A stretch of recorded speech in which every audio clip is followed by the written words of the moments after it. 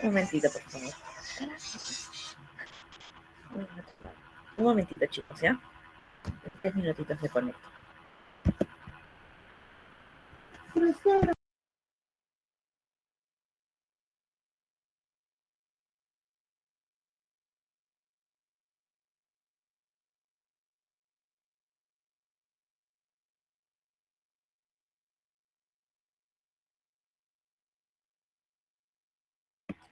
Listo, ahora sí. Es una bonita clase que es el área de recuperación posanestésica. ¿Alguien sabe qué es el área de recuperación posanestésica? Como su nombre bien lo dice.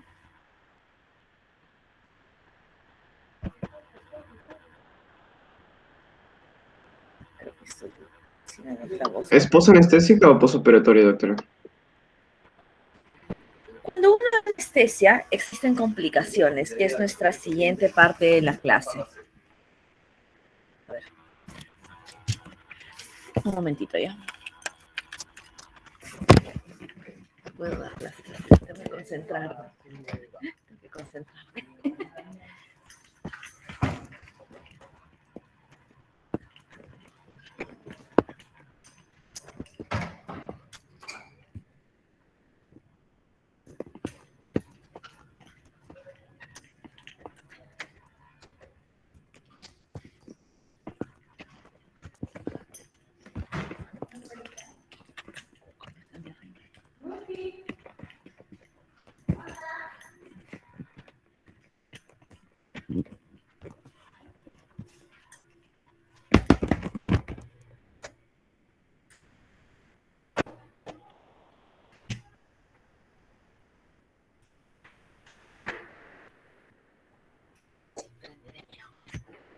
Ahora sí. ¿Aló, doctores? ¿Me escuchan?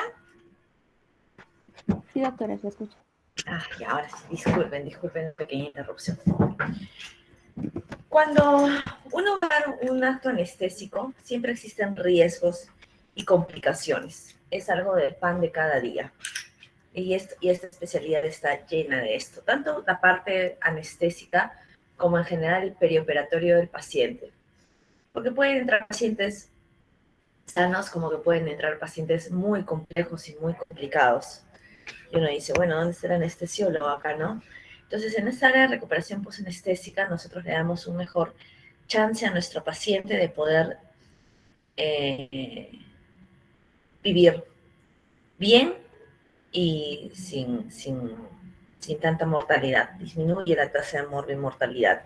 Entonces, el área de recuperación posanestésica muchas veces no es respetado como se debería, pero sin embargo, es un elemento crítico, es un elemento indispensable para llevar un periquirúrgico óptimo en nuestros pacientes.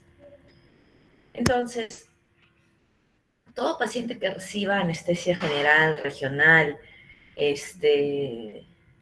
troncular, o sea, regional en todas sus naturalezas que hemos conversado anteriormente, debe recibir un cuidado posanestésico adecuado. El paciente debe ser transportado a la recuperación posanestésica acompañado del anestesiólogo a la cabeza, es decir, el anestesiólogo que le ha dado anestesia en sala de operaciones debe llevarlo al área de recuperación, ¿ok? Y en este traslado debe ser vigilado continuamente. Y en el área de recuperación, el paciente está completamente monitorizado, con tratamiento instaurado y en algunas ocasiones, como en monitorizaciones especiales, como presión arterial invasiva y demás tipos de monitorización que nosotros podemos tener y que el paciente requiera. Cuando uno llega al área de recuperación posanestésica, debe informarse. La enfermera, que en recuperación es un equipo completo, y el médico al médico. ¿Y qué se debe informar, no? Los antecedentes, la edad del paciente, todo lo que ha sido la evaluación preanestésica, la cirugía que le han realizado y la técnica anestésica, como por ejemplo, no es lo mismo que te operen de una hernia inguinal laparoscópica que te operen de una hernia inguinal convencional para el tema de la recuperación posanestésica. Tenemos que informar también si han habido eventos durante la anestesia, sangrado, si ha orinado o no ha orinado, qué drogas se le ha colocado, qué drogas son especialmente necesarias que sepa el anestesiólogo que está en recuperación, que se le ha colocado, si ha habido una complicación en el intraoperatorio, el manejo del postoperatorio inmediato debe darse en la recuperación, que incluye oxigenoterapia, manejo del dolor. No es comprensible de que en un área de recuperación posanestésica el paciente esté con dolor agudo. Y por supuesto, cuando llega al área de recuperación posanestésica, se debe verificar el estado del paciente, si llega vivo, porque muchas veces, bueno, no muchas, ¿no? A veces puede no llegar vivo. Apuntar el nombre, la edad, la historia clínica, para poder tener un registro rápido e inmediato y conocer al paciente y así disminuir la incidencia de los errores. Ahora, en el área de recuperación postanestésica, el paciente siempre debe estar monitorizado. ¿Listo?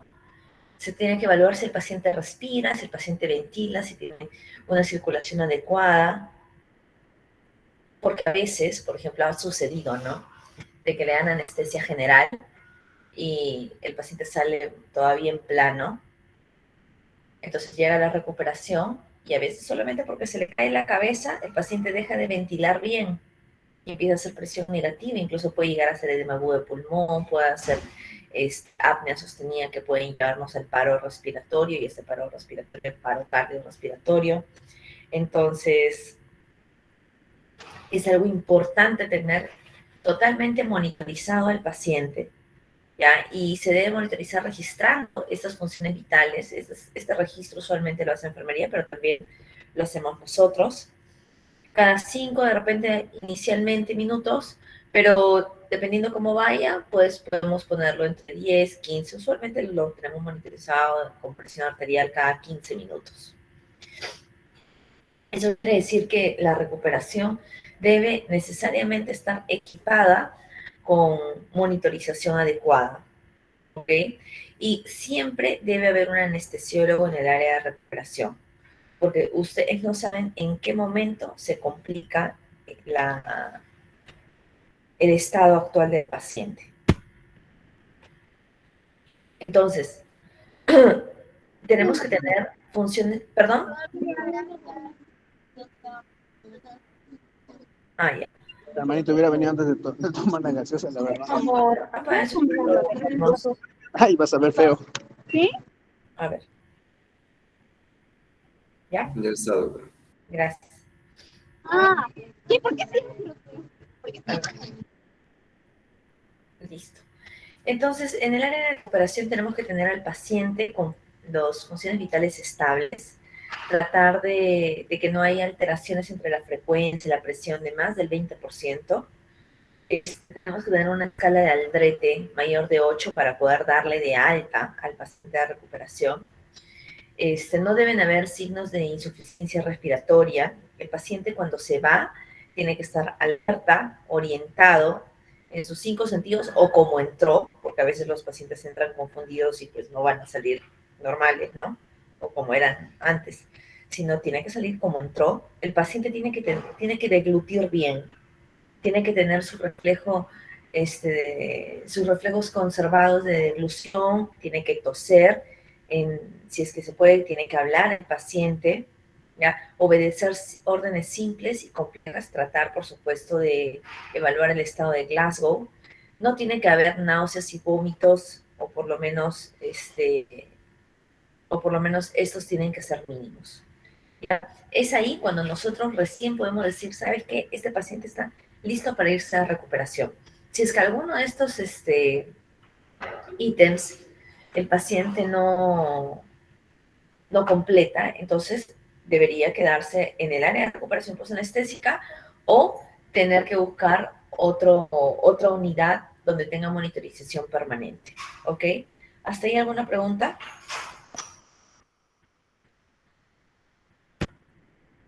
Entonces, ¿qué es la URPA? La URPA, doctores, va a ser un espacio físico. ¿Listo? El espacio físico se va a adecuar a las necesidades que tiene el paciente en su postquirúrgico inmediato. Entonces, al saber que este paciente en su postquirúrgico inmediato puede tener complicaciones, este espacio físico, que es la URPA, tiene que ofrecer los medios necesarios para hacer frente a estas complicaciones. Entonces, tiene que tener ciertas características el área de recuperación posanestésica. Por ejemplo, su diseño, ¿no es cierto? La localización de la URPA debe estar cerca de lugares críticos, como por ejemplo, si el paciente va a requerir, unidad de cuidados intensivos, pues sala de operaciones tiene que estar cerca de la URPA, porque acuérdense, un momentito ya. Acuérdense que nosotros vamos a tener que transportar a estos pacientes, y los pacientes críticos muchas veces pueden tener paros incluso cuando estamos camino a la UCI, ¿ok? Acordémonos que el paciente que va a estar en la recuperación posanestésica va a ser un paciente frágil. Por tanto, de repente vamos a necesitar sacarle exámenes auxiliares, ¿ya? Vamos a necesitar de repente sacarle una placa de tórax. Entonces tiene que estar cerca del laboratorio, cerca de rayos X y por supuesto cerca del quirófano para disminuir la tasa de complicaciones en el transporte, ¿ya? Y tiene que tener un diseño adecuado, ¿ya? Tiene que tener puertas amplias porque van a entrar camillas grandes. Siempre tiene que tener una iluminación continua, es decir, de día la URPA debe ser igual que de noche, ¿ya? Y en todo el área física donde se encuentra la URPA, pues tiene que ser la misma iluminación, ¿ya? Tiene que tener aire acondicionado, porque tiene que estar en un adecuado control ambiental. No puede haber mucho calor, pero doctora, y la hipotermia en estos pacientes, pues también tiene que estar adecuado, no solamente como área, sino también tenemos que estar bien equipados con mantas térmicas. ¿Listo? Cada cama de recuperación debería tener un punto de oxígeno y una succión para el momento en que tengamos que utilizarlos. Debe ser una sala abierta, debe tener también una zona de aislados, porque hay pacientes que son aislados, vienen contaminados y tenemos que tenerlos en esa área. Tiene que tener una zona adecuada para los materiales y por supuesto una central para el personal, para que el personal pueda estar cómodamente monitorizando al paciente. Cuando nos referimos al equipamiento, ¿qué creen ustedes que debe tener una URPA?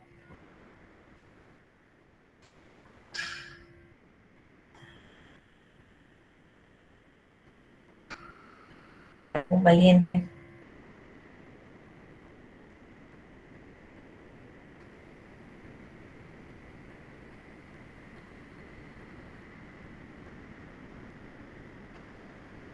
¿Están ahí? Sí, doctora. ¿Cómo creen ustedes que es equipada una unidad de recuperación anestésica? Muy similar quizá a una área de UCI. Por ejemplo, Tener oxígeno, presión, no sé, tener bastantes implementos para aperturar quizá alguna vía. debe tener un coche de paro, debe Claro. tener un coche de vía aérea difícil. Yo tuve un paciente una vez, una niñita de 2 años, que en un hospital nuevo, relativamente nuevo, le habían operado de tratamiento odontológico integral. Y pues esa niñita estaba con anestesia general inhalatoria, salió despierta, salió tranquila, pero luego se volvió a dormir, ¿no? Entró en plano otra vez. Y cuando estuvimos en el transporte, yo le estaba acompañando, pero no caí en cuenta de que dejó de ventilar bien. Y cuando llegamos al área de recuperación anestésica, posanestésica, yo llegué, la monitoricé y la paciente estaba bradicárdica. Entonces, ¿qué había pasado? Que había entrado en un periodo de apnea y ya estaba ya estaba con secreciones, estas secreciones se habían hecho un laringoespasmo, se le tuvo que tratar, entonces el área de recuperación postanestésica en ese tiempo que era nuevo el hospital, no estaba adecuadamente preparado, no había succión, no había aspiración, casi terminó en una desgracia, pero bueno, felizmente se arregló la situación, pero son complicaciones que podrían suceder. Entonces, el equipamiento debe ser dado por el personal de anestesia y de enfermería también entrenado, porque las enfermeras tienen una especialización en área de recuperación posanestésica. No es que puedes, por ejemplo, agarrar cualquier enfermera de piso, no. La gente está capacitada para esta área. Esta área de recuperación debe ser de fácil acceso, sea la UCI, sea las salidas, en caso se tenga que llevar y transportar al paciente a algún lado. Tenemos que estar cerca del laboratorio, diagnóstico por imágenes y, por supuesto, banco de sangre, porque muchas veces, según la cirugía que se realiza al paciente, el paciente puede sangrar en el área de recuperación postanestésica, como por ejemplo las cesáreas, ¿no? La cesárea sale, dependiendo del tipo de cesárea que ha tenido, o de la causa que la llevó a que ese paciente se cesaree, pueden hacer atonía uterina en el postquirúrgico inmediato. Y cuando el útero sangra, doctores, el útero sangra con ganas. Yo tuve una paciente que estuvo en quirófano, una chica de 22 años, pero a la hora de la recuperación posanestésica, la paciente empezó con una hemorragia corporal abundante, sangró 2 litros en 25 minutos, media hora. Entonces, pues, banco de sangre tiene que estar capacitado y rápidamente accesible a sala de operaciones y recuperación posanestésica. Cada cama debe tener una monitorización básica, como lo hemos conversado, debe tener oxígeno y aspiración, debe tener material de vía aérea, acá tenemos que tener cánulas binasales, máscaras de reservorio, máscaras faciales, tratamiento de un broncodilatador en caso de un broncoespasmo, un laringoespasmo en recuperación, un ventilador mecánico, ¿ya? Muchas veces los pacientes saben la ventilación mecánica, cánulas de Guedel o tubo de Mayo, es lo mismo. Un sistema de ventilación manual, que es el AMBU, tubos endotraqueales de diferentes tamaños, laringoscopios, videolaringoscopios, incluso broncofibros, pero ahora como existen los videolaringoscopios que están cada vez más a la mano, pues los broncofibros ya no lo usamos tanto. Debemos también tener catéteres venosos centrales, líneas periféricas, como mencionaste, Arnold, líneas arteriales, catéteres Swan-Ganz, que no es tan frecuente colocarlo, por no decir es muy raro. Debemos tener también coche de paro, desfibrilador, material para RCP, marcapaso transitorio. Usualmente el marcapaso transitorio viene de la mano con el desfibrilador en un solo equipo. Entonces es un área que tiene que estar altamente equipada. Ahora, ¿cómo se distribuyen el equipo? ¿Cómo debería distribuirse el equipo de enfermería en los pacientes de recuperación? Debemos tener una enfermera para 3 pacientes cuando los pacientes están estables, despiertos y no están complicados. Pero cuando el paciente requiere cuidados especiales, ya puede ser una enfermera para 2 pacientes. Cuando el paciente no está tan complicado, pero el paciente está consciente, o un paciente pediátrico, o una cirugía mayor. Y cuando el paciente está crítico, debemos tener una enfermera por cada paciente. ¿Listo? Ahora, el traslado debe ser siempre en camillas. Se debe informar al personal, no olvidar que el paciente está ventilando espontáneamente, cómo está llegando, hay que detallarlo en el reporte que se realiza en la recuperación posanestésica. Cuando uno realiza el traslado del paciente de sala de operaciones a la recuperación, hay que tratar de llevarlo en la posición de recuperación, que es el decúbito lateral izquierdo, Y siempre, como les mencioné, el anestesiólogo debe ir a la cabeza del paciente para poder observar cómo ventila. Y lo que no suceda, lo que sucedió pues, con este caso de la niña que les comentaba.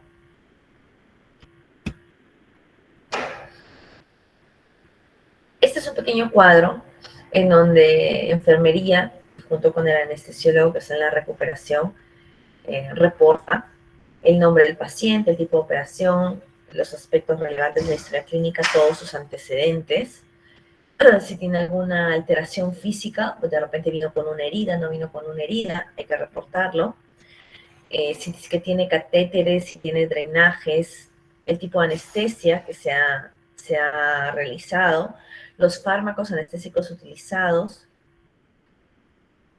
cómo se ha ido recuperando al despertar de la anestesia, si está más despierto, si de repente está muy dormido, si de repente sigue en plano, cuáles son los riesgos que puede tener este paciente, si hubo algún problema en sala de operaciones, como por ejemplo broncoespasmo, laringoespasmo, si hubo sangrado, si requiere el paciente oxígeno, o con cuánto de saturación llegó a sala de operaciones, qué tipo de líquidos y cuánto de líquidos son utilizados y por supuesto la analgesia del paciente que se le ha colocado, ¿ok?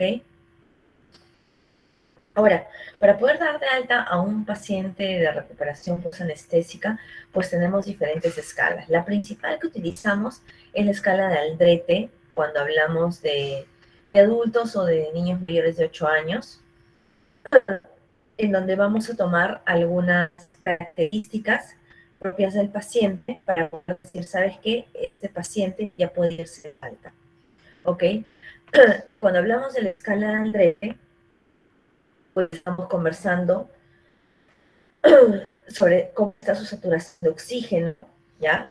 Cómo está la actividad del paciente, si mueve todas las extremidades, si mueve solamente dos, no mueve extremidades, cómo está su respiración, si respira, si tose, o si tiene disnea, o si está en apnea, cómo está su circulación, si su presión arterial y su frecuencia no han disminuido más del 20% del basal que tenía el paciente, o si ha disminuido más del 50% del basal, o intermedio de ambas, cómo es el grado de conciencia del paciente, si está despierto, si responde el llamado, si no responde. Esos son puntos de la escala de Aldrete que tenemos que tener en cuenta, y la escala de Aldrete va del 0 al 10. ¿Ya? Cuando tenemos un Aldrete mayor de 8, ya podríamos dar de alta a un paciente en la recuperación anestésica. Y cuando hablamos de anestesia regional, pues empezamos a hablar de la escala de Bromage, ¿ya? ¿Y en qué consiste? Cuando tú colocas anestesia regional, y me refiero a la anestesia facial, usualmente el paciente va a tener un bloqueo motor y sensitivo, como hemos conversado en la clase pasada, ¿no es cierto? Entonces, la escala de Bromage consiste en el grado de movilidad motora que ya tiene, de gran movilidad que ya tiene el paciente, para poder darle alta. Por ejemplo, si mueve solamente los pies, si mueve hasta la rodilla, si levanta un poco la rodilla, si levanta la cadera, y la escala de Bromage va del 1 al 4. Cuando ya tienes una escala de Bromage 4, pues ya puedes darle de alta a tu paciente. Llega hasta parte de la escala de Aldrete. A esto, por supuesto, se observa si tienen náuseas y vómitos, que deben ser mínimas. Tú no puedes dar a un paciente con náuseas y vómitos de alta de la recuperación posanestésica, y si el paciente, por supuesto, tiene dolor. Esta es la escala de Aldrete que les mencionaba, ¿ya? Que va del 0 al 10. Y cuando tenemos de 8 a 10, ya podemos pues darle de alta a nuestro paciente del área de recuperación posanestésica. Y cuando hablamos del alta del niño, pues usamos la escala de Stewart, en donde vemos el grado de conciencia, si el niño llora, si responde al estímulo o si no responde, cómo respira, si respira bien, si tose, o si su respiración es superficial o está en apnea, y cómo está la actividad muscular de estos pacientes. Acá sí tenemos que tener todos los ítems adecuados para poder darle de alta. ¿Listo? Acá tenemos la foto de un área de recuperación posanestésica que es amplia, siempre bien iluminada. La recuperación va a ser igual de día o de noche. Es por eso que a veces los anestesiólogos perdemos el sentido del ciclo circadiano y no sabemos ni qué día vivimos a veces. Ahora, ¿qué complicaciones en el área de recuperación posanestésica encontramos con mayor frecuencia? La más frecuente y la más importante que tenemos, pero en especial la más frecuente, son las complicaciones respiratorias. El apnea, la hipopnea, la hipoventilación, ¿ok?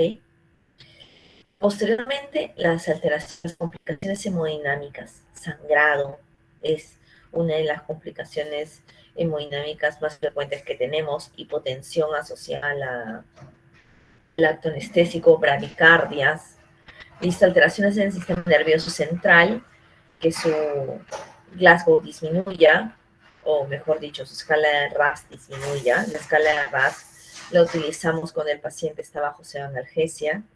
La presencia de náuseas y vómitos. Las náuseas y vómitos es la complicación anestésica más frecuente y la que encontramos en recuperación muchas veces. Y pues la hemorragia, ¿no? ¿A cuánto está sangrando? ¿A qué velocidad? ¿Dónde está sangrando? Porque eso también dependerá el reingreso inmediato a sala de operaciones. ¿Ya? Tenemos que estar vigilando la oxigenación, evaluar la vía aérea, evaluar si es que el paciente todavía está con un RAS de 1, de 2, acomodar bien la cabeza para que luego no haya un paro cardiorrespiratorio por obstrucción propiamente de la posición. Tenemos que ver signos de descompensación respiratoria, como la taquicardia, la hipoxia, la desaturación, que es frecuente. Lo que les mencionaba de las complicaciones respiratorias en el paciente. Muchas veces cuando el paciente todavía está bajo efectos de la anestesia general, esta lengua va a irse hacia la parte posterior y va a actuar como un cuerpo extraño. Es frecuente ver laringoespasmos o broncoespasmos en la recuperación, pero también la persistencia de las alteraciones respiratorias que se hayan dado en sala de operaciones por cuadros como laringoespasmo y broncoespasmo, que a veces son tan severos que ya no cesan en sala de operaciones, sino en recuperación posanestésica, pues lo podemos ver. Edema laringio, ¿no? A veces hacen reacción alérgica a algún medicamento que se le ha colocado y recién vemos todas estas complicaciones en el quirúrgico inmediato. Todas las alteraciones respiratorias pueden traernos también complicaciones hemodinámicas, aparte de las propiamente quirúrgicas. ¿Listo? Acordémonos que cuando hablamos de complicaciones hemodinámicas, esto va a depender, la gravedad de estas complicaciones va a depender de la situación del paciente. Podemos tener también, es frecuente, más aún en los pacientes que no están con sus enfermedades de fondos bien controladas, cuadros como hipertensión, hipotensión, arritmias cardíacas, infarto al miocardio, embolias pulmonares. Podemos tener en nivel del sistema nervioso central complicaciones como retraso del despertar. Yo tuve una vez un paciente cuando era residente que se le operó en la mañana, a las 10 de la mañana salió de sala y no despertó hasta las 6 de la tarde. Es poco frecuente, pero sí se observa el retraso del despertar a veces, ¿no? Podemos tener pacientes agitados, podemos tener también alteraciones en la temperatura, hipotermia, hipertermia, fiebre, ¿ok? A nivel del aparato digestivo es frecuente las náuseas y vómitos posoperatorios, por no decir lo más frecuente que podríamos tener, y debe depender del tipo de paciente, de la intervención, del tipo y técnica anestésica que se ha colocado, y pues hay que darle el tratamiento adecuado en el área de recuperación posanestésica. Usualmente los tratamos con dexametasona, ondansetron, metoclopramida, ranitidina o omeprazol, dependiendo. ¿Listo? Hasta ahí preguntas, dudas. También podemos observar alteraciones en el aparato genitourinario. Podemos tener retención urinaria, en especial cuando hemos utilizado anestesia raquídea o anestesia neuroaxial, o cuando se ha utilizado morfina, entonces se va a tener que sondear muchas veces, ¿no? Esperar a que el efecto anestésico pues revierta. Muy bien, doctores. ¿Dudas, consultas hasta el momento? Doctora, yo me acuerdo que cuando puse el doble J, ¿no? Me dejaron ahí una sala también, ¿no? Para esperar. Lo que me acuerdo, no estoy segura porque eso ya hace un rato, ¿no? Ya hace como que unos 10 años. Y me acuerdo que me preguntaron, ¿no? Si quería orinar y yo les decía que sí. Y me trajeron, ¿no? Una cosa de aluminio, me olvidé el nombre, que se pone en la cama, pero que tengo de memoria es que no lo hice porque me dolía tanto que como que me aguanté. Mi pregunta sería ¿tengo que orinar antes de salir de esta salita o no es necesario? No necesariamente, dependiendo, la verdad, dependiendo del tipo de cirugía que se ha realizado. Por ejemplo, hay pacientes que de repente han venido con shock, han venido chocados, sea la causa que fuere, y pues ahí sí tenemos que ver que el paciente orine, ¿no? Claro que usualmente van a estar intubados, ¿no? Pero tenemos que observar diuresis. Pero, por ejemplo, en algunas cirugías ambulatorias, como de repente el catéter de doble J, que seguramente fuiste ese día y te fuiste ese día, fueron cirugías ambulatorias, pues de la recuperación posanestésica no es obligatorio que se vaya orinando, pero si es que se va a casa después, sí tiene que salir del hospital orinando. Y si no orina, se regresa al área de recuperación posanestésica. Acá, por ejemplo, en el hospital, para que me puedan entender mejor, hay un área que se llama cirugía de día. A cirugía de día llegan los pacientes ambulatorios que vienen ese día, se operan y se van. Entonces, después de que salen de quirófano y llegan a la URPA, de repente no vamos a esperar a que el paciente orine y perfecto, lo mandamos a hospital de día. En hospital de día, en cambio, sí tiene que orinar, porque sí tenemos que asegurarnos que este paciente, más si ha tenido anestesia raquídea o utilizado morfina, que puedan disminuir el tránsito uretral, sí tenemos que asegurarnos que antes de que se vaya a su casa, orine. ¿Por qué? Porque si no orina y empieza a tomar agua, empieza a hacer globo vesical y va a tener que regresar este paciente para evaluarlo nuevamente. Entonces, no es necesario para ese tipo de cirugía ambulatoria que la recuperación se vaya orinando. Pero si pues tenemos una cesárea que ha sangrado y que no orina, pues necesariamente tiene que orinar, ¿no? Porque es una forma de monitorizar nuestra función renal. ¿Listo? Ya, gracias, doctora. Muy bien, doctores. ¿Dudas con respecto a esto? Doctora, buenos días. Hola, ¿qué tal, Yelitza? Tengo una consulta. ¿Cuánto es el tiempo promedio que un paciente está en esta sala postquirúrgica sin complicaciones, ¿no? Muy Para bien. poder decidir a dónde va. La norma técnica dice que el paciente debe quedarse 2 horas en sala de recuperación. Pero no en todos los pacientes se da. No. Lo ideal debería ser 2 horas. 2 horas ya, chao, ¿no?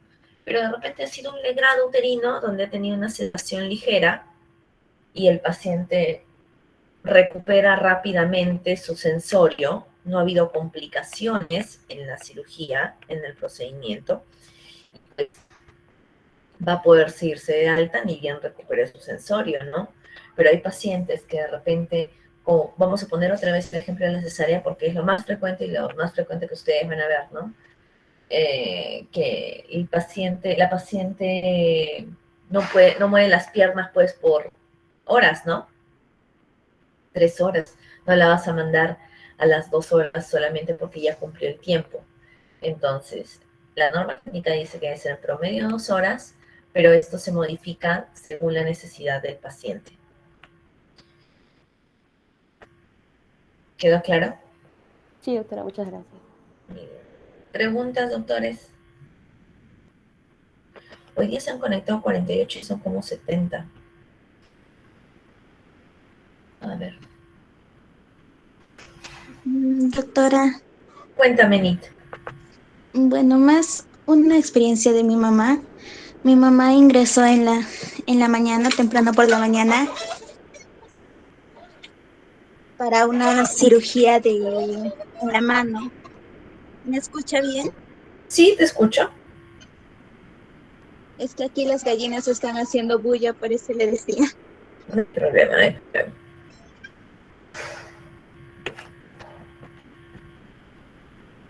Y se operó tu mamá de cirugía de mano. ¿Y qué pasó? No, lo que sucedió es que ella ingresó y le iban a hacer solamente una anestesia regional simplemente para la mano, pero a ella le choqueó, entró en shock porque no despertó y luego ella menciona que decían a las 2 de la tarde, como que despertó un momento, pero luego volvió a irse y decían despertó realmente a las 6 de la tarde. A ver, ahí son varias cosas, ¿no? Primero, vamos a conceptualizar qué cosa es el shock. ¿Qué es el shock, doctores? ¿Alguien por ahí? La hipoperfusión sistémica.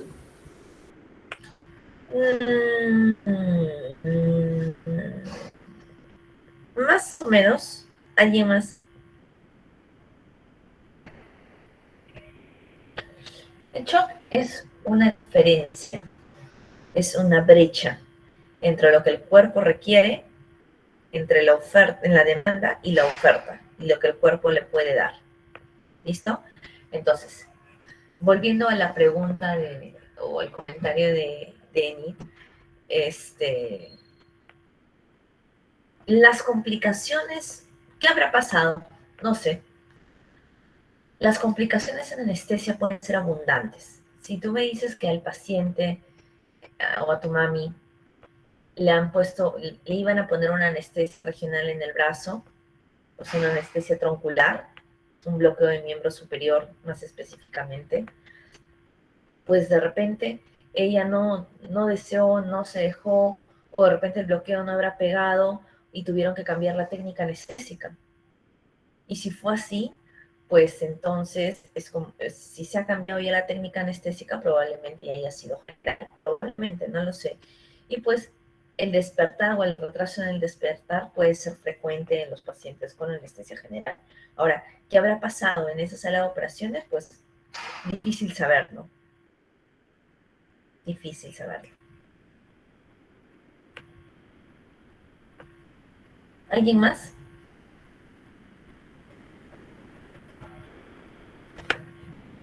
Doctora, una consulta. Cuéntame, Meli. ¿Cuál es la fisiología de que a los bebitos, después de la anestesia, ¿no?, que se les hace, ellos presenten espasmos musculares? ¿Puedes repetir, por favor, que no te he entendido la pregunta? Sí, ¿cuál es más o menos la fisiología de por qué los bebitos, después de una operación, presentan espasmos musculares? Ah, ya, esa es una pregunta interesante. Los niños no son adultos chiquitos. La fisiología y la anatomía y la fisiopatología de los niños, ustedes ya están en 5º año, ya van a ser internos, ¿no? Cuarto año, doctora, Ya no. al año 5º. ¿Qué les falta llevar? Pediatría. Ah, ya, ok. la fisiología, la anatomía, la fisiopatología, las enfermedades, todo es distinto en los niños. A veces uno dice, pediatría no es chiquito, va a ser fácil. No, pediatría es otro mundo. Por ejemplo, en lo que se respecta a la vía aérea, mientras más chiquito es el niño, es más cabezón, su tráquea es más cónica, su epiglotis está en un nivel más alto que el adulto, ¿ya? A nivel cardiovascular tienen un metabolismo mucho mayor, el clearance hepático es distinto, en los niños es mucho más rápido, la producción de líquido cefalorraquídeo, si bien en volumen no va a ser tan amplio como en el adulto, definitivamente para el peso del niño va a ser mucho, o para la edad y peso del niño, la producción de líquido cefalorraquídeo va a ser mayor, todo su metabolismo va a estar aumentado porque el niño va a requerir crecer y desarrollarse. Las vías aéreas de los niños son más hiperreactivas, mucho más hiperreactivas. Entonces, por ejemplo, cuando yo le doy anestesia a un niñito, le explico claramente a la madre los riesgos.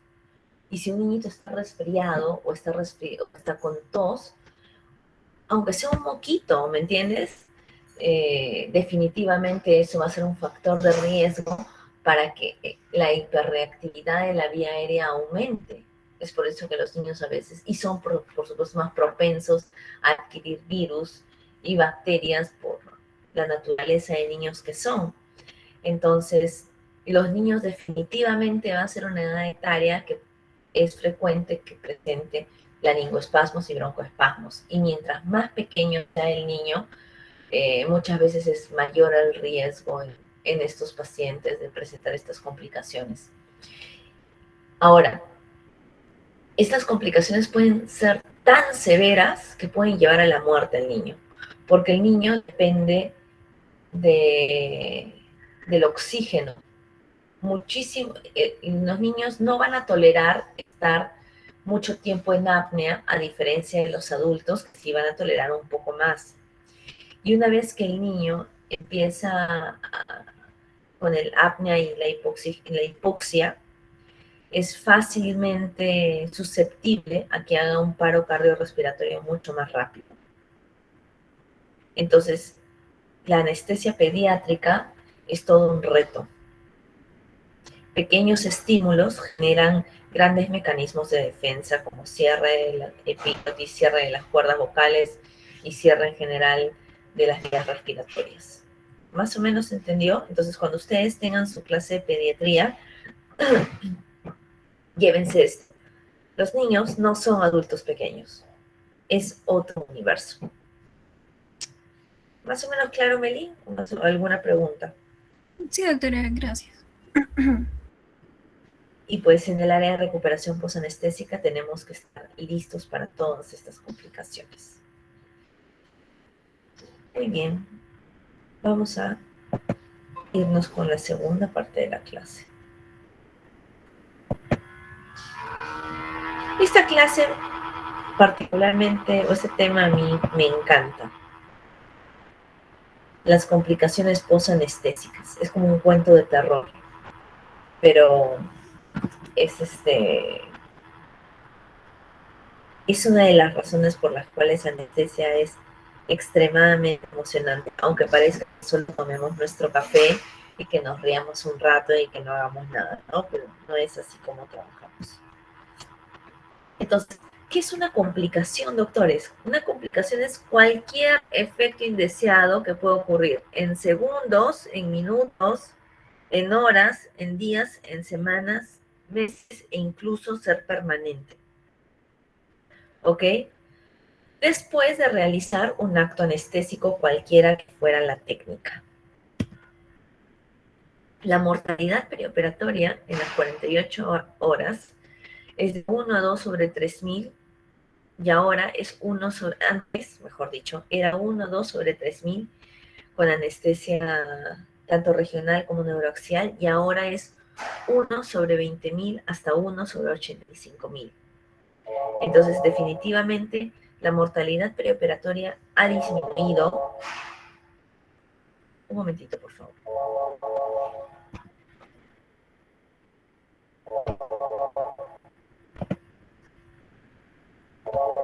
Un momentito, ¿ya?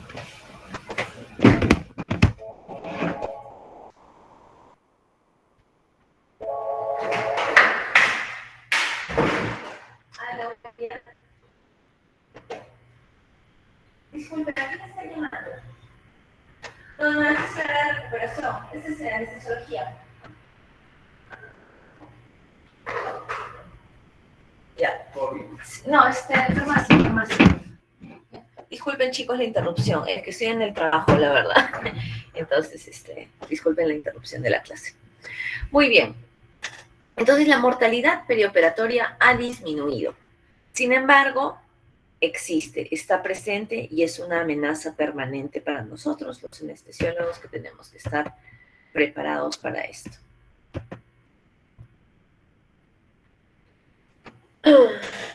La mortalidad relacionada con la anestesia. Se hizo un estudio del 99 al 2005 donde se analizaron 2.211 muertes. Y decían, bueno, todas estas muertes están relacionadas a la anestesia. ¿Qué ha pasado? 46.6%, casi la mitad, casi la mitad, está relacionada a sobredosis en las drogas anestésicas. ¿Ya? Este concepto es importante porque no es que se le ha puesto mucha o poca anestesia. La anestesia es un arte, es una suma de cosas, ¿ya? Pero somos humanos y como humanos podemos equivocarnos. Y el 46.6% está relacionado a sobredosis en las drogas anestésicas. 42.5% está asociado a las reacciones adversas y a las dosis terapéuticas. Por ejemplo, le tenía que colocar 100 de fentanilo, pero me equivoqué y le puse, no sé, pues, una ampolla de remifentanilo entera y el paciente falleció. Descuento. Hay una historia, no pasó exactamente en el centro quirúrgico, pero sí está relacionado con esto de las dosis terapéuticas. Yo les he hablado del remifentanilo, ¿no es cierto? El remifentanilo es una droga que se utiliza en microgramos, no gramos, no miligramos, microgramos por kilo, por minuto, en infusión continua, ¿ya? La ampolla de remifentanilo viene de 2 miligramos o de 5 miligramos. ¿Listo? ¿Estamos hasta ahí? Hola, doctora, sí. Entonces, eso significa que cada ampolla trae 2.000 microgramos o 5.000 microgramos, según la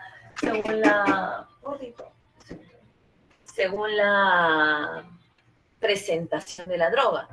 Entonces, cuando nosotros diluimos el remifentanilo, utilizamos 1 ml. Si viene de 5, lo diluimos en 5 mililitros. Si viene de 2 mililitros, lo diluimos en 2 mililitros, ¿ya?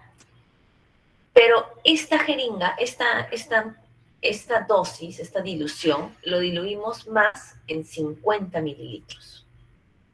Es decir, la droga, esta ampolla encima, nos dura aproximadamente un periodo de 3 horas, 4 horas, dependiendo, por supuesto, del peso del paciente. O podemos utilizarlo en varios pacientes, ¿ya? Se dio la indicación vía el sistema, porque recién estaba empezando esto de la historia clínica electrónica, y el paciente llega a piso. Ya de por sí era un paciente complicado. El paciente llega a piso, y la enfermera ve la indicación de 2 miligramos de remifentanilo. Pero esa indicación era para sala de operaciones, no para piso. Y la licenciada agarró la ampolla de 2 miligramos de remifentanilo y se la colocó endovenoso y en bolo. ¿Qué creen que pasó, doctores? ¿Qué creen que sucedió? La paciente entró en coma. Bueno, la paciente murió. Murió, por supuesto, porque tuvo las complicaciones y efectos adversos de la droga, como por ejemplo bradicardia, hipotensión, tórax leñoso, que si no lo sabes tratar, porque son complicaciones que pueden suceder en sala de operaciones, el paciente puede morir, pues si fue lo que sucedió, el paciente murió, ¿no? Entonces, ¿puede suceder? Por supuesto que sí. Y el 3.6% se debió a complicaciones relacionadas al embarazo, labor de parto, puerperio. Estas fueron las causas más frecuentes identificadas en la mortalidad relacionada por anestesia. Ahora, esta mortalidad ha disminuido con los años, ¿ya? Pero sí, bien no es algo absoluto, lo que sí es más frecuente es de que la tasa de mortalidad relacionada a la anestesia es mayor cuanto más anciano es el paciente.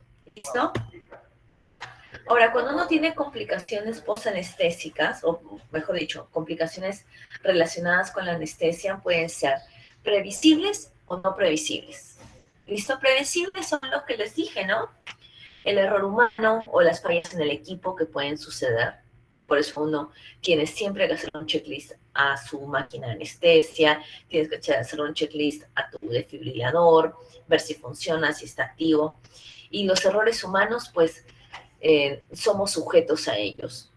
No somos máquinas que damos anestesia, pero sí tenemos formas de disminuir estos riesgos, ¿no? Como por ejemplo en los 5 correctos. Chequear que sea el paciente, chequear que sea la dosis, chequear que sea la droga adecuada, ¿ya? Que esté dentro de la fecha de vencimiento. Y la otra causa, que es la no previsible, pues son la muerte súbita o reacciones shock anafiláctico, ¿no es cierto? Que puede suceder y ha sucedido anteriormente. Las complicaciones relacionadas a la anestesia también se relacionan a un manejo inadecuado cardiovascular, sea por la hipertensión, la hipotensión, que nos puede llevar a un cuadro de isquemia, mal manejo del medio interno, los fluidos, la temperatura, la glicemia. Yo tuve, una historia de las tantas de complicaciones postanestésicas. Era un paciente que estaba en UCI. Era un paciente, un momentito ya. Era un paciente que estaba en UCI y llega a sala de operaciones para una cirugía de neurocirugía, pero estaba con infusión de insulina, porque estaba con una hipercalemia potente. Entonces, ¿qué fue lo que sucedió? Que abrieron la insulina a su chorro y de pronto hubo una hipoglicemia que llegó hasta 10. Y ya, pues, ¿no? Al final se identificó felizmente y se trató. El paciente al final salió sano, vivo, pero sí, pues, no pueden suceder estas cosas, ¿no? Complicaciones a nivel respiratorio, extubaciones precoces, reintubaciones, ¿ya? Pueden haber complicaciones por manejos farmacológicos inadecuados, porque el paciente no ingresó a UCI, ¿ya? O se le dio de alta de la recuperación de forma prematura, ¿ya? Se considera que del 40 al 50% de los sucesos, ¿ya?, que dieron lugar a una complicación pudieron ser evitables. Entonces, hay que estar totalmente alertas para el momento en que suceda esto.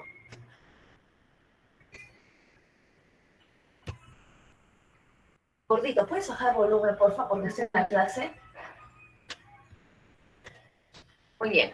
Entonces, cuando hablamos de estrategias para disminuir estas complicaciones, hablamos de mejorar las técnicas y la vigilancia anestésica. Hablamos que el anestesiólogo tiene que estar en capacitación continua y hablamos que tienen que haber protocolos exhaustivos para poder manejar los riesgos. Por ejemplo, en los hospitales ahora Tenemos protocolos de transfusión masiva para los pacientes con sangrado masivo en sala de operaciones y que puedan tener un mejor outcome y evitar disminuir la morbimortalidad, ¿ya? Cuando hablamos de las complicaciones de la anestesia neuroaxial, tenemos retención urinaria, como les mencioné, un bloqueo alto, que por ejemplo, yo le quiero dar anestesia para una cirugía de miembros inferiores, o vamos a volver al ejemplo de una cesárea, ¿ya? Porque la cesárea se presta. Cuando tenemos unas gestantes, doctores, las gestantes, la fisiología de la gestante cambia al de una mujer o un varón normal, ¿no es cierto? Que no está gestando. No, una mujer que no está gestando, mejor dicho. Aumenta la presión intraabdominal, disminuye el retorno del líquido cefalorraquídeo, el paciente viene mucho más deshidratado cuando llega a la sala de operaciones. La misma curvatura fisiológica de la columna vertebral puede que nos lleve a alteraciones hemodinámicas, ¿ya? O que favorezca también la distribución del anestésico local en el espacio raquídeo o en el espacio, usualmente en el espacio raquídeo, ¿ya? Entonces, a veces si es que nosotros queremos que vaya, no sé, pues de T10, que es más o menos el ombligo hacia abajo, la distribución de la droga y según el tipo de droga que hemos colocado, pues puede, en vez de distribuirse caudalmente, puede distribuirse de manera cefálica incluso, y el bloqueo llegar hasta bloquear el diafragma. Entonces, son complicaciones que pueden suceder. Puede haber anestesia espinal total. ¿Ustedes se acuerdan cuando les comentaba sobre la anestesia epidural, que entrábamos con una aguja adecuada y un volumen adecuado, ¿no? Y tenemos que llegar al espacio epidural, ¿cierto, doctores? Entonces, ¿qué pasaría si por error o por un accidente, ¿no es cierto? Puede suceder, hemos llegado con la aguja TOWI epidural, no solo al espacio epidural, sino al espacio raquídeo, y no lo hemos identificado, y le colocamos los 20 cc. Entonces podemos tener complicaciones como anestesia espinal total. Podemos también tener asociado a la anestesia regional complicaciones como paro cardiorrespiratorio, etcétera. Entonces son cosas que son frecuentes. Ahora, una de las complicaciones más frecuentes que tenemos en la anestesia neuroaxial es la cefalea postpunción dural, ¿ya? ¿Recuerdan cuando les hablaba de las meninges? Vamos a salir de esta presentación.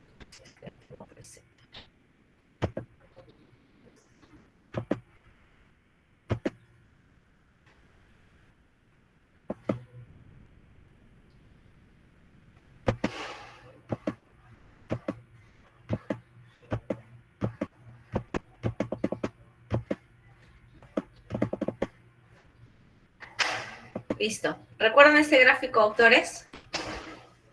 Sí, doctora. Muy bien. Entonces, nosotros queríamos llegar al espacio epidural, ¿no es cierto?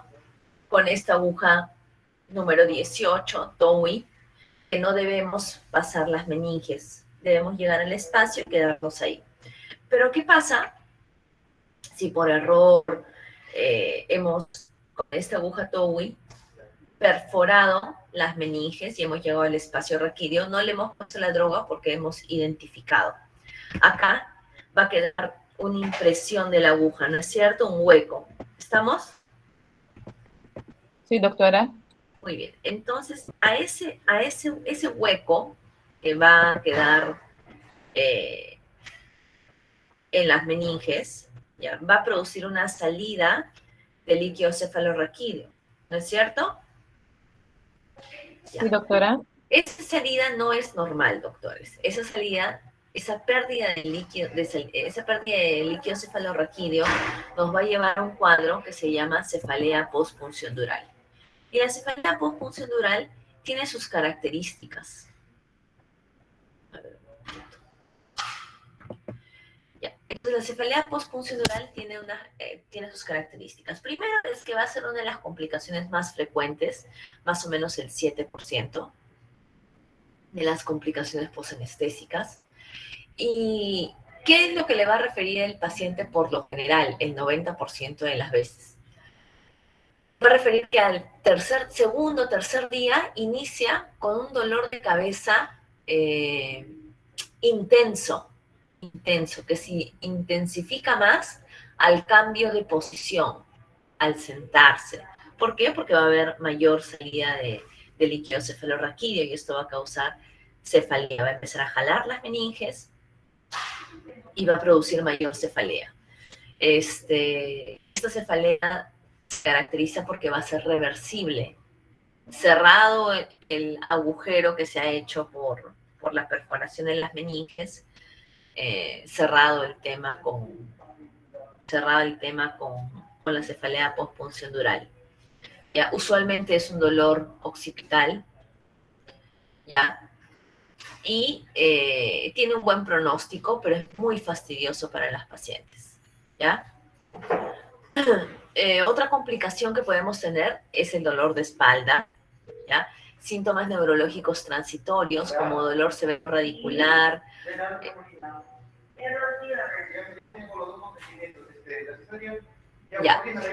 Podemos tener síntomas neurológicos transitorios con dolor en miembros intensos, podemos tener complicaciones como anestesia espinal total o hematomas espinales o epidurales, que son rarísimos, pero sí suceden. Yo trabajé en un hospital materno-fetal y ahí venían los pacientes con paranalgesia de parto, con dolor intenso.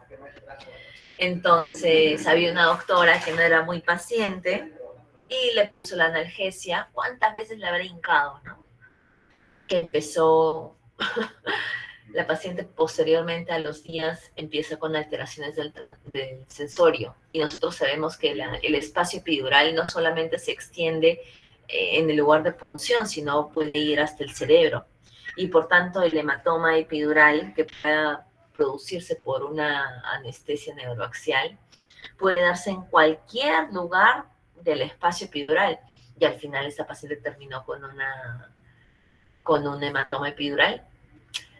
O también hubo este caso que escuché en provincia, que llegó una gestante de emergencia, una mujer joven, le colocaron anestesia epidural, pero aparentemente no, como por la premura de la emergencia no habían chequeado sus exámenes auxiliares. La paciente a los días empieza con sintomatología de motora, no podía mover las piernas, no sentía bien las piernas, esto empezó a aumentar, hasta que de pronto nadie le había hecho caso y tenía dificultades para respirar. Entonces ahí cuando dicen, qué raro que tenga dificultades para respirar, bueno, la intuban, todo, la refieren a Lima y encontraron un hematoma epidural extenso, que por supuesto primero dio sintomatología en miembros inferiores y luego este hematoma fue aumentando tanto en tamaño que pues llegó hasta los lugares más altos, ¿no? Y tuvieron que hacerle un drenaje del hematoma, la paciente quedó con complicaciones porque estuvo con compresión por el hematoma por varios días, una desgracia. Entonces no se habían dado cuenta, o mejor dicho, por la premura de la emergencia, no habían chequeado que en el hemograma tenía una plaquetopenia severa, pues, ¿no? Entonces hay algunas indicaciones que hay que saber cuándo colocar anestesia epidural o raquídea y cuándo no. Podemos también tener abscesos epidurales cuando no limpiamos bien, podemos tener cuadros de meningitis, aracnoiditis, paro cardiorrespiratorio. Acá hemos tenido pacientes que le colocaron una intramuscular, habrá estado contaminado algo, hizo una fasciitis necrotizante el paciente, estuvo en UCI y entraba para limpiezas quirúrgicas, pero en un momento estuvo tan séptico y no repararon en el detalle que le colocaron la anestesia raquídea y se fue al paro y nomás, ¿no? Entonces sí, puede suceder. Cuadros como retención urinaria o toxicidad de drogas, y es que estas drogas en vez de entrar al espacio que queremos, pues lo colocamos endovenoso, ¿ya? El dolor de espalda es muy frecuente. La cefalea postpuncional, como les mencionaba, puede también tener alteraciones en los otros nervios, como el tener tinnitus, tener diplopia, ¿ya? Es frecuente que esta sintomatología se acompañe de cefalea postpuncional. O podemos, por otro lado, como les mencionaba en nuestra clase de epidural, de neuroaxial, tener daño en las raíces nerviosas, lesión de la médula espinal, lesión del cabo de quina. Podemos tener sangrados y hematomas espinales epidurales, como hemos conversado. Y estos hematomas o este sangrado es de difícil compresión, sobre todo si es en la médula posterior. Acordémonos que finalmente la anestesia neuroaxial es un procedimiento a ciegas. Tú solo vas a palpar estructuras externas, pero no vas a observar realmente en dónde le colocas la droga. Muchas veces no sucede, pero siempre existen riesgos y es un acto médico quirúrgico que hay que explicar a los pacientes con detenimiento. También ha sucedido que cuando nosotros colocamos anestesia epidural y ponemos estos catéteres epidurales, al momento de retirar, este catéter se acode, este catéter se rompa adentro del espacio, y si se rompe, pues van a tener que sacarlo de quirúrgica. ¿Qué más? Son algunas de las complicaciones que podemos encontrar. Cuando hablamos de toxicidad medicamentosa, puede ser por los anestésicos locales que utilizamos, ¿ya? Podemos tener síntomas neurológicos transitorios. Yo tuve un paciente durante la residencia que se le colocó también anestesia raquídea con una bupivacaína que ya trajo complicaciones en algunas ocasiones antes, pero nada que haya estado reportado, sino por conversaciones de los anestesiólogos que caímos en cuenta. Y el paciente de pronto a los días, chico de 19 años, no podía movilizar las piernas, no tenía dolor. Entonces, felizmente, esto se dio espontáneamente en un periodo de 2 semanas.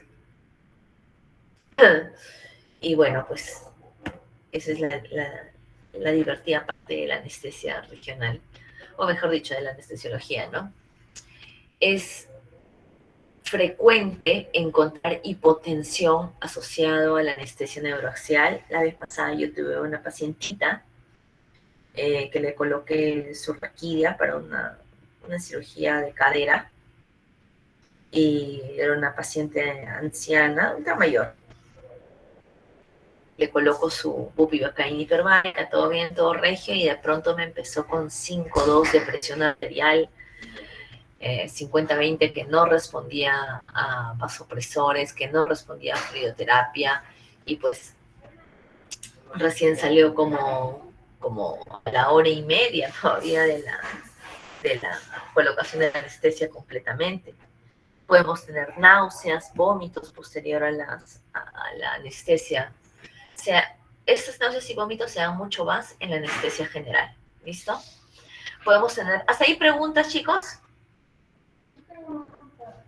Doctora, yo tengo una pregunta de la cefalea, que me quedó. ¿En cuánto tiempo se va a cerrar este hueco para ceder, ¿no?, la cefalea? Mira, la cefalea postpuncional dura aproximadamente entre 3 y 5 días. Es raro ver que dure más de esto, pero hay reportes que pueden durar 1 año incluso. Son mínimos, pero existen estos reportes. Y esto usualmente pues se da, la cefalea postpuncional cede en el tiempo en que cierra el agujero, y es aproximadamente en un periodo de 5 días. Ya, gracias, doctora. ¿Alguna otra pregunta hasta ahora?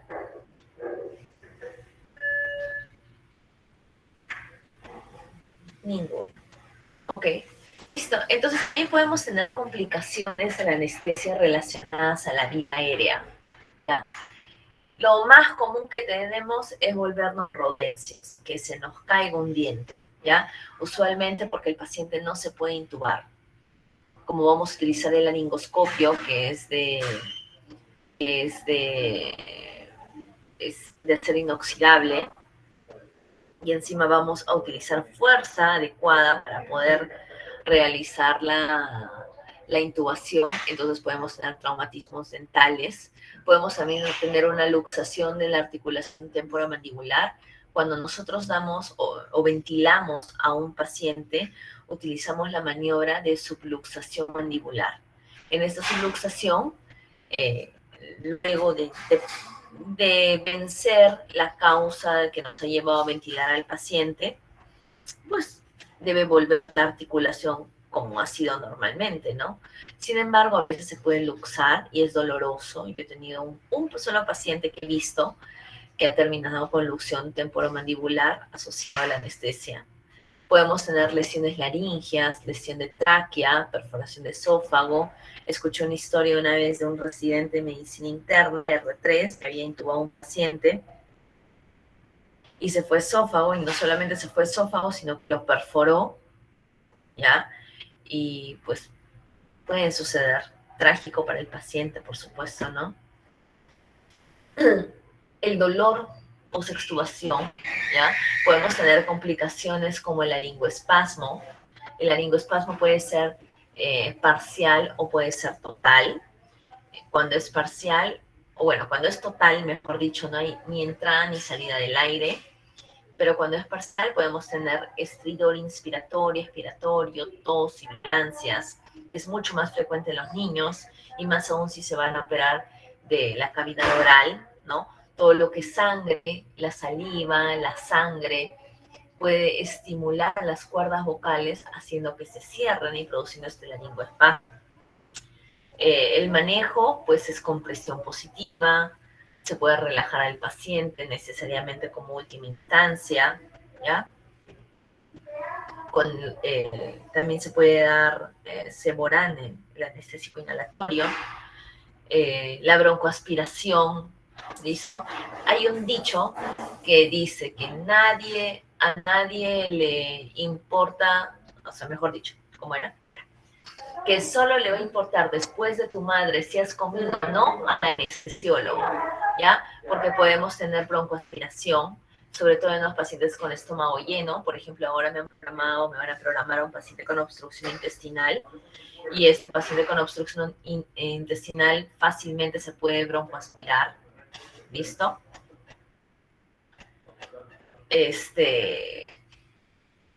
Tenemos que manejar la ventiloterapia en estos pacientes dependiendo del grado, ¿no?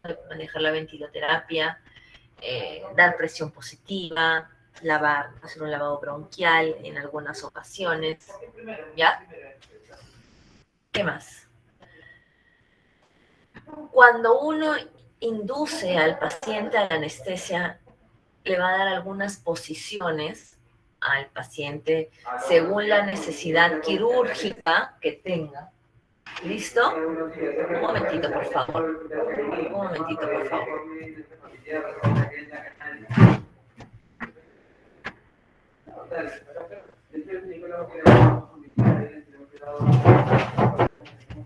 Ya. Ahora sí. Me escuchan mejor, ¿no? Entonces, vamos a darle algunas posiciones al paciente, como por ejemplo Trendelenburg, Fowler, posición de litotomía, ¿ya? Estas posiciones van a llevar a cambios anatómicos. Fuera de eso, cambios fisiológicos.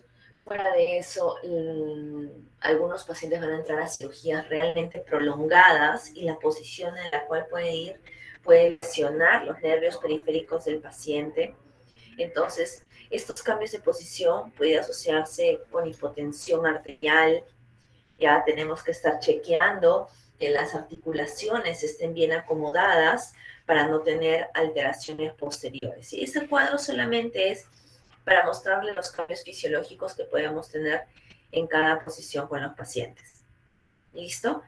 No es necesario que se lo aprendan, sino que tengan conocimiento de que existen cambios fisiológicos para cuando ustedes sean cirujanos o cirujanas y le digan al anestesiólogo que por favor lo ponga en Fowler o de repente que lo pongan en Trendelenburg, va a haber cambios hemodinámicos y eso no puede ser tan brusco porque va a ir en detrimento del paciente.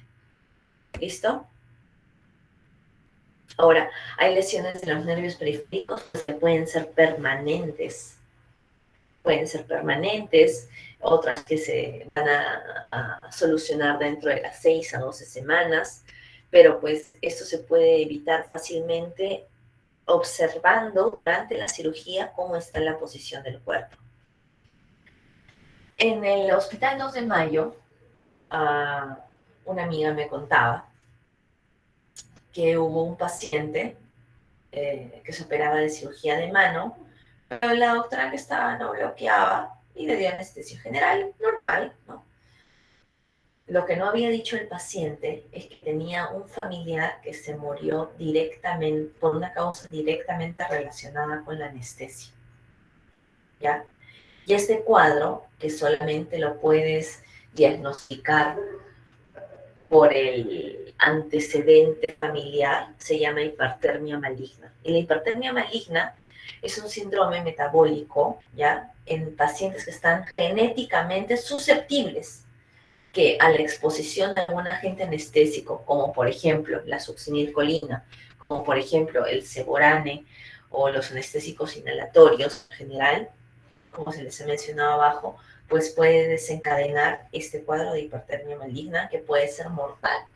En todos los países hay un equipo de hipertermia maligna y acá en el Perú el hospital que maneja este cuadro es el Hospital Naval. Entonces, ¿qué es lo que va a pasar? Hay una disminución en la recaptación de calcio por el retículo sarcoplásmico que va a impedir la contracción muscular. ¿Ok? Entonces, va a haber un exceso en la salida del calcio y el paciente va a entrar en un hipercatabolismo intenso, permanente, que le va a llevar a contracturas musculares generalizadas, ¿ya? Y el cuadro clínico de la hipertermia maligna se va a caracterizar por taquicardia, ¿ya?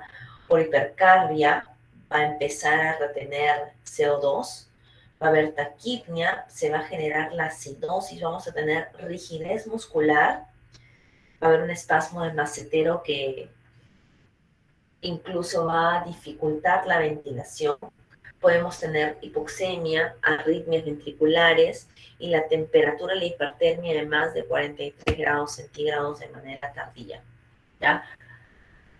Este metabolismo aumentado que vamos a tener en un paciente con hipertermia maligna va a ser un tsunami para el paciente, va a tener hipercalemia, mioglobinuria, va a haber aumento del ETCO2. El ETCO2 es el CO2 al final de la expiración. Vamos a tener falla multiorgánica, edema. Entonces, uno de los signos más frecuentes, y ojo, esta es pregunta de examen, uno de los signos más frecuentes que vamos a tener de hipertermia maligna va a ser el ETCO2 elevado en la capnografía. Es decir, nuestra curva de capnografía va a empezar a elevarse. ¿Ya? El diagnóstico es mediante una biopsia. Esta biopsia van a buscar las variaciones del gen receptor de la rianodina tipo 1, que va a estar localizado en el cromosoma 19. Pero, por supuesto, no vamos a esperar la biopsia para tratar la hipertermia maligna porque ya se nos habrá muerto el paciente para esos momentos, ¿no? Entonces, tengo que darle tratamiento, ¿ya? Primero, el tratamiento es suspender toda causa que pueda haberle producido el paciente esta hipertermia maligna. Es decir, todos los anestésicos inhalatorios, chao. Bueno, con respecto a la succinilcolina, pues solamente esperar a que deje de hacer el efecto de acción, ¿no? Y darle oxígeno al 100%. Pero el tratamiento de elección se llama dantroleno. Ese es el tratamiento para la hipertermia maligna. Y solamente tenemos en el Hospital Naval. Pero ¿qué pasó en el Hospital 2 de Mayo, como les mencionaba? Que habían venido extranjeros a operar y habían dejado algunas donaciones. Y dentro de estas donaciones había dantroleno de suerte, que fue la única razón por la cual el paciente salió vivo. Se tiene que tratar la acidosis metabólica con bicarbonato de sodio, se tiene que tratar la hipercalemia con insulina, glucosa, betagonistas, todo lo que tengamos, se tiene que tratar las arritmias cardíacas y tenemos que tratar, por supuesto, de mantener una diuresis adecuada. ¿Listo? También podemos tener complicaciones como apnea prolongada posterior a finalizar la anestesia general, que fue lo que le sucedió a esta niñita que les mencioné anteriormente. Tenemos que analizar las causas de esta apnea prolongada, si de repente ha sido por las drogas anestésicas o de repente ha sido por persistencia del relajante neuromuscular en el paciente y que no lo haya metabolizado bien. ¿Ya? Podemos tener, por supuesto, complicaciones en la anestesia como el colapso cardiovascular. Yo les cuento, hace un par de días llega una paciente a sala de operaciones que estaba séptica por una colangitis. Las colangitis tienen muy mal pronóstico. Entraba para hacerse una CEPRE, pero la intubaron, todo, le empezaron la anestesia general y la paciente estaba tan séptica que se fue al paro cardiorrespiratorio y no toleró la inducción. 25 minutos después sale el primer paro, vuelve a hacer otro paro y ya no salió el segundo, pues, ¿no? Ya la paciente se murió a pesar de las maniobras que hicimos con ella, ¿no? ¿Hasta ahí tienen preguntas, dudas, consultas?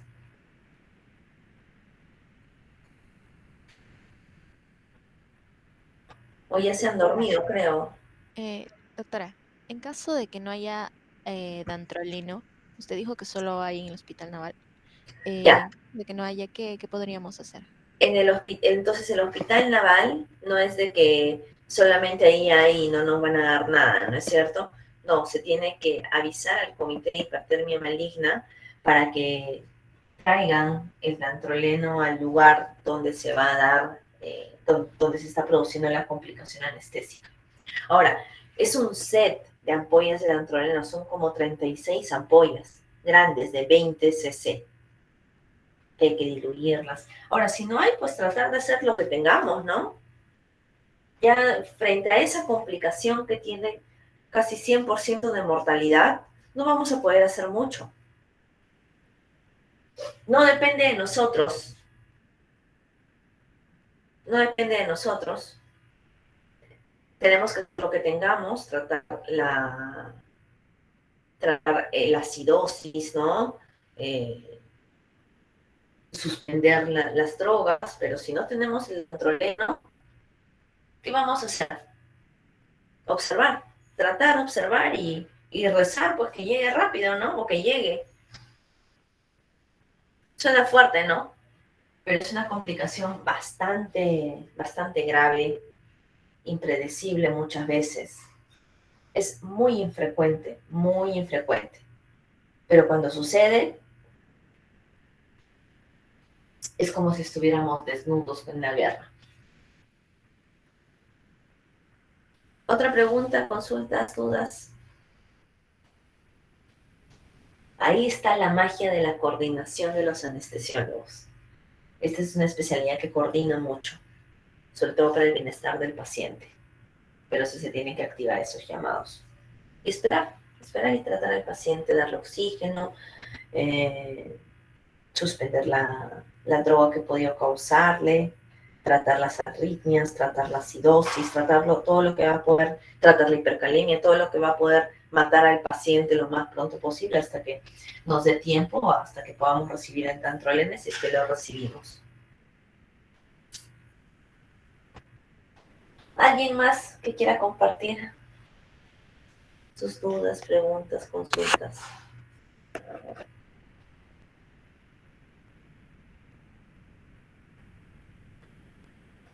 Esto solamente para hacerles recordar los tipos de shock que hay, que tenemos shock cardiogénico, distributivo, hemorrágico, ¿no? En anestesia vemos mucho un shock tipo distributivo vasopléjico por la colocación del propofol, que puede producir mucha vasoplegia, en general con las drogas anestésicas que tenemos. Arritmias cardíacas, terrible la arritmia, no solo se pone arrítmico el paciente, sino también el anestesiólogo, sobre todo cuando te dicen que son sanos. Podemos tener bradicardias supraventriculares, taquicardias, extrasístoles, flúteres o fibrilaciones auriculares, paro cardiorrespiratorio, podemos tener reacciones alérgicas, que hay pacientes que te dicen, no, soy alérgico a tal cosa, oh, sí, señorita, porque no te dicen doctor, sí, señorita, soy alérgica a no sé a qué medicina, pero me dijeron que no podía respirar, me tuvieron que colocar un tubo, no recuerdo muy bien, y el paciente no te especifica nada, pues, ¿no? Entonces podemos tener reacciones alérgicas, como también tenemos pacientes que nos dicen, no soy alérgico a tal y me causó tal cosa, ¿no? Ah, perfecto, entonces ya lo tienes apuntado. Cuando tenemos un shock anafiláctico, vamos a tener síntomas cardiovasculares, pulmonares o en la piel urticaria, edema, prurito, lo que ustedes conocen, ¿no? A nivel cardiovascular, podemos tener hipotensión, taquicardia, arritmias, y en el sistema pulmonar, pues vamos a tener broncoespasmos, tos, disnea, edema pulmonar, edema laríngeo, hipoxia. Acá hubo una paciente que entró por una catarata, una señora de 70 años, que no había mencionado nada si era alérgica, y se le colocó el metamizol porque la catarata duele. No sé si han tenido abuelitos o sus papás con catarata, no creo que sus papás deben ser jóvenes. O bueno, sus abuelitos que le hayan operado en la catarata. Entonces salen con mucho dolor.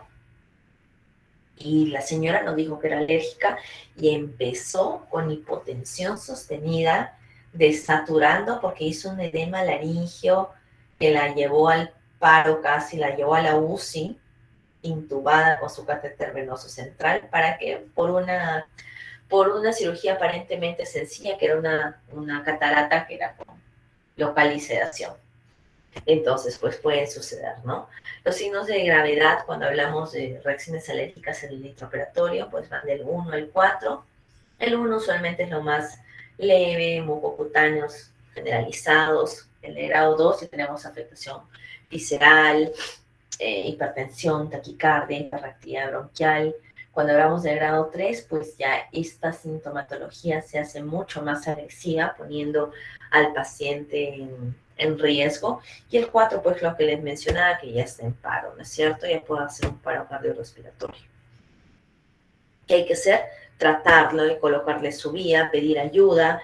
Este paciente va a hacer una vasoplegia inminente, hay que tratarlos con vasopresores, con expansión de cristaloides, hay que informar al equipo y estar listos para cualquier eventualidad después. Hay que preparar nuestra epinefrina para colocárselo, sea subcutáneo o endovenoso a este paciente.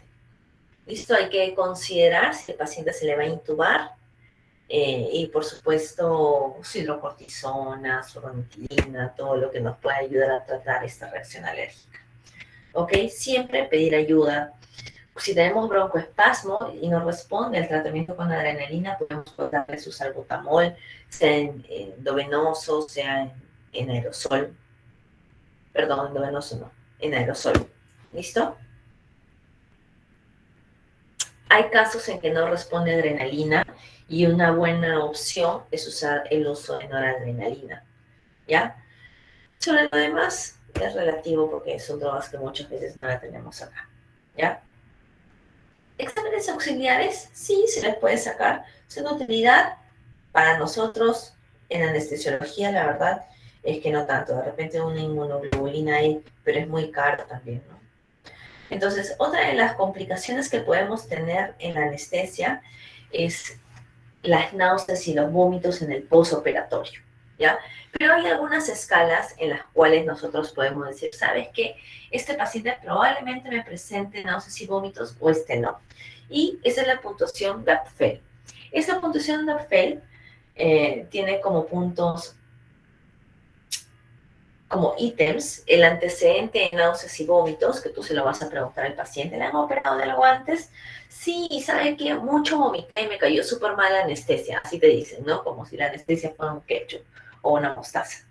Entonces me cayó súper mal, tuve muchas náuseas y vómitos. Si el paciente va a requerir opioides en el postquirúrgico, acordémonos que los opioides nos pueden causar náuseas y vómitos. Si la paciente es mujer y si no fuma, pues son puntos determinantes para nosotros prevenir la presencia de náuseas y vómitos, ¿no? Muy bien, doctores. Es una clase un poco compleja, pero eso ha sido todo por hoy. ¿Preguntas, dudas, consultas? Doctora, una consulta.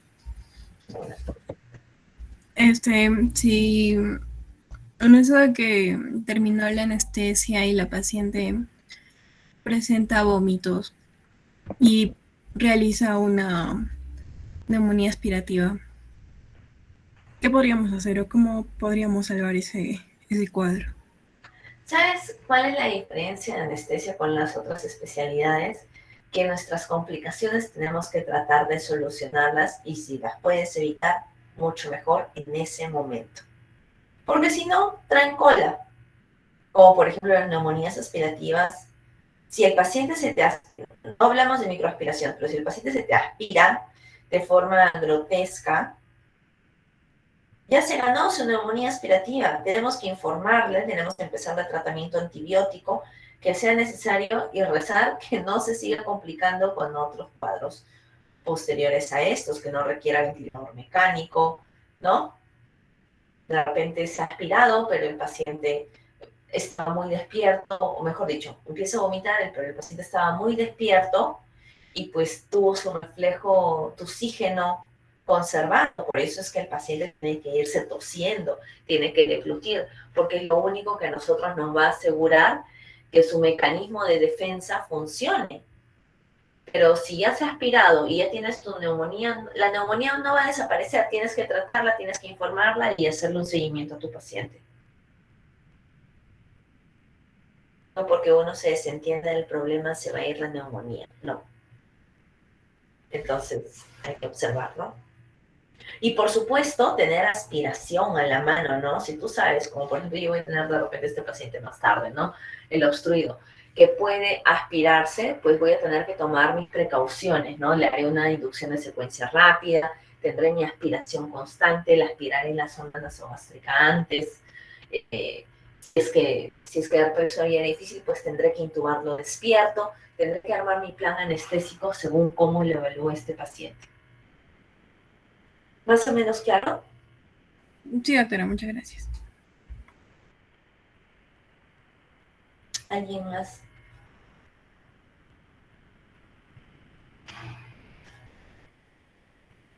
Ninguna pregunta, es que se han quedado dormidos, creo.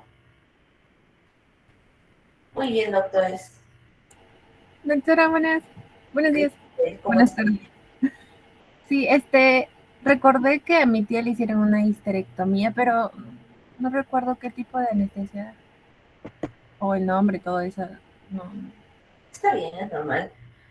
¿Y qué tal? ¿Todo bien? Sí, yo quería saber qué complicaciones tendría o pudo tener, ¿no? De acuerdo a la anestesia que le pusieron. Bueno, primero una histerectomía es una cirugía potencialmente sangrante. La histerectomía es una cirugía potencialmente sangrante, entonces una de las complicaciones que va a ir de la mano no solamente es anestésica, ¿no? Es quirúrgica. Cuando hablo de quirúrgico me refiero al equipo quirúrgico, anestesiólogo, cirujano, todo, ¿no? Es el sangrado, pues, porque ese sangrado te va a llevar a acidosis, ¿no? Usualmente a las histerectomías, usualmente digo, no es regla la anestesia. Se le da anestesia neuroaxial, usualmente se le pone su raquidia o se le pone su epidural con catéter. Pero si de repente las causas son miomas que están muy grandes, pues se le dará general, ¿ya? Y las complicaciones, pues, la más frecuente es el sangrado, pero en sala es impredecible. Pueden ser todas las que les he mencionado, pueden ser laringoespasmos, broncoespasmos, si es que fuera anestesia general. Imagino que al ser una cirugía programada, pues tu tía va a ir en ayunas. si no es susceptible a la broncoaspiración, ¿ok? Ya. Gracias. Aquí. ¿Preguntas? ¿Dudas?